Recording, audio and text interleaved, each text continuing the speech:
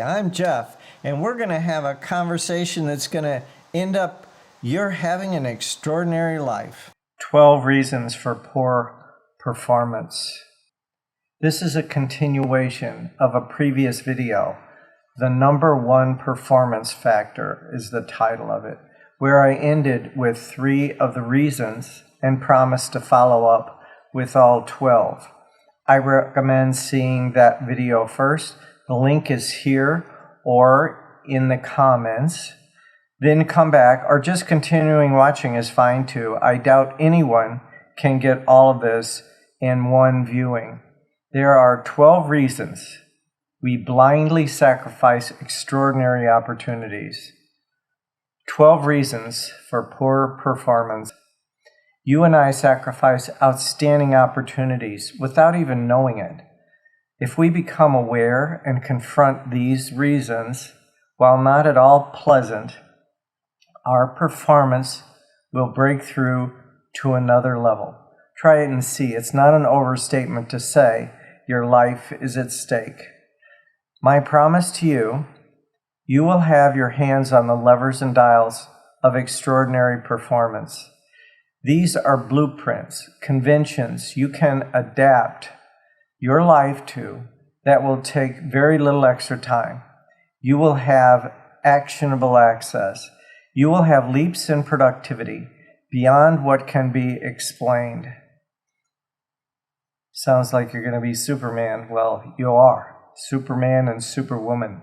Unanticipated opportunities will emerge.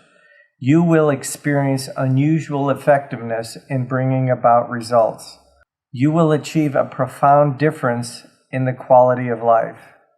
About me, I taught the full Being a Leader and the Effective Exercise of Leadership, an ontological, phenomenological model for 4 years in over 6 top universities in Kiev, Ukraine, and 1 in Almaty, Kazakhstan. And I managed filling the first University of California, Los Angeles course using the course distinctions.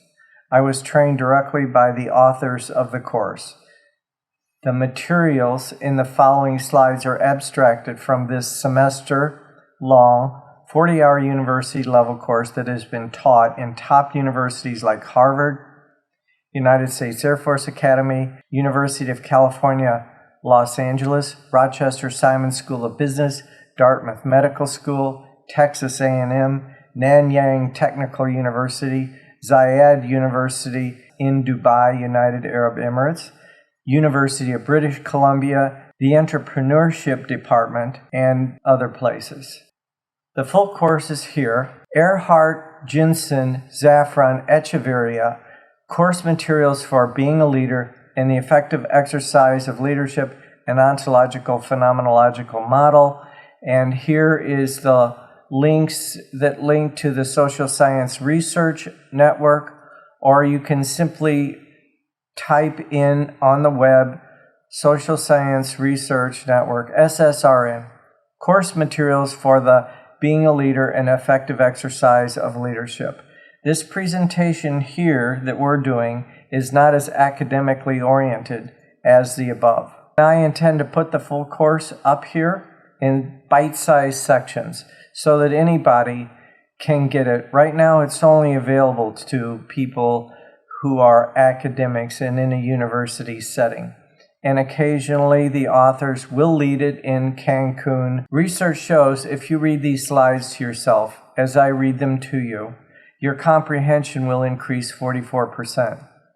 None of this will make any difference unless you can discover these distinctions or these principles for yourself. That is to say, map them onto your life. Our word defined. 1, what you said you would do. 2, what you know to do. 3, what is expected of you by those you wish to have a workable relationship. If you don't want to have a workable relationship with somebody, don't worry about what they expect of you. 4, what you say is so. 5, what you say you stand for. And 6, moral, ethical, and legal standards. So here's the dozen reasons we sacrifice performance. 1. We sacrifice opportunities and we don't even see it. It is in our blind spot, hidden from view, a veil, so to speak.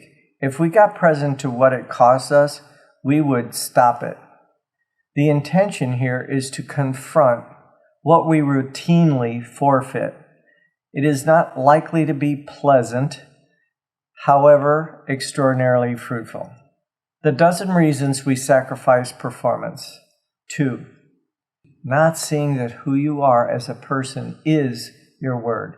Thinking we are our body, mental state, mood, emotions, thoughts, title, position in life, possessions, or anything else leaves us unable to see when our word is less than whole and complete, and we are diminished as a person. A person is constituted in language, and when a person's word is less than whole and complete, we are diminished. 3. Living as if our word is only what we said we would do or not do. That's word 1. And what we say is so. That's word 4. Ignoring the other 4 ways our word exists, which are 2. What you know to do or not do. What is expected of you by those with whom you wish to have a workable relationship. 5. What you stand for. 6. Moral, ethical, and legal standards for each society, group, and governmental agency of which I am a member, of which you are a member. 3, continue here. We function in life as though word 2, 3, 5, and 6 do not occur for us as having given our word. It is invisible to us, and thus ensuring we are out of integrity. And being out of integrity diminishes our workability and thus performance. 4. Considering integrity to be a virtue. For most people and organizations, integrity does not exist as a necessary condition of workability. Instead of being recognized as a factor of production, it is regarded as a virtue, and virtuous things can be sacrificed when needed. 5. Deceiving ourselves when we are out of integrity. We are mostly unaware when we have not kept our word. When it does come to our attention, we have a repertoire of justifications. What do we tell ourselves after we say, I'll call you tomorrow, let's have lunch next week, or I'll send you that proposal, I promise to love, cherish, and whatever the vows follow after that, and then we don't.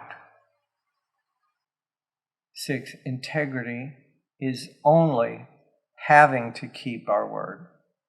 The belief that integrity is always keeping one's word, this leaves no way to maintain integrity when it's not possible, inappropriate, or when you will not be keeping your word.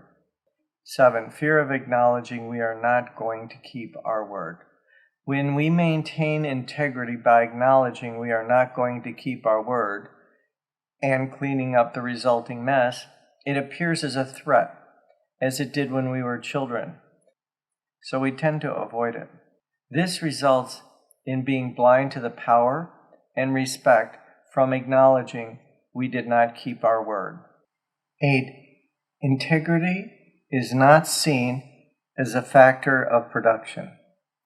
This leads us to make up stories with rationalizations to deflect the failure to keep our word, rather than simply saying, when you said you would do something, I didn't do it. I will or will not do it, and by when I will do it. The same for when we did something we agreed not to do, or were expected to do something. 9. Not doing a cost-benefit analysis on giving one's word. When giving our word, most of us do not consider fully what it will take to keep that word. We are well-meaning, are placating, and don't evaluate what it will take to keep our word. We don't see what we say as, I'm going to make that happen. We generally give our word intending to keep it.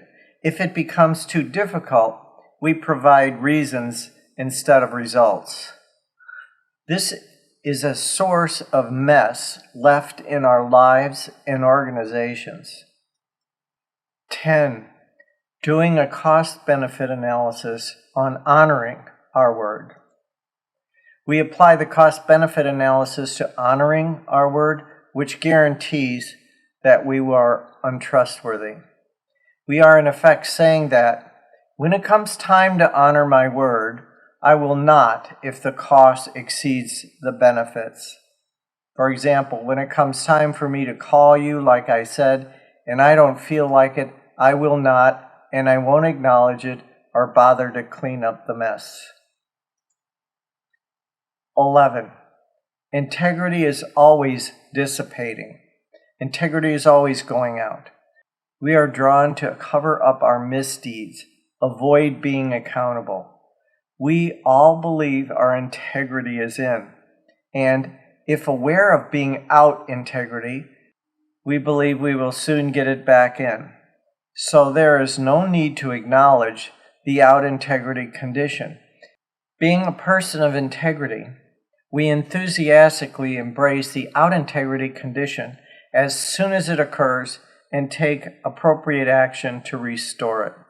12. Not having your word in existence when it comes time to keep your word.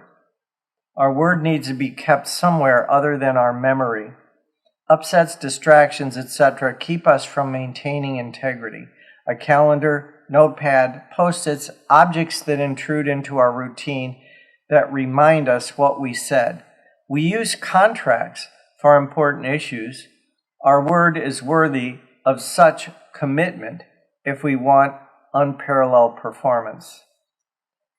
This will happen for you, for us. We maximize workability. Without integrity, nothing works. No trust, no workability. Integrity maximizes opportunities. This practice makes a profound difference in our lives. We begin distinguishing ourselves from our psychology, our moods, emotions, feelings, etc. We gain the capacity to operate beyond our feelings and emotions. There are times we don't feel like being on time, being faithful, etc., and we will, because we constituted ourselves as our word. We won't need to wait around for the feelings of love. For example, we say, I love you, and that's just the way it is. Our word creates reality, the world, not our emotions. The feelings that do follow our speaking are way more moving and powerful than the ones we wait for. We know ourselves as our word. Our emotions and feelings fall in line with what we say. We have complete dominion over what we say. We have had, until now, little, if any, control over what feelings and emotions emerge. Congratulations if you've made it this far. It is an extraordinary accomplishment.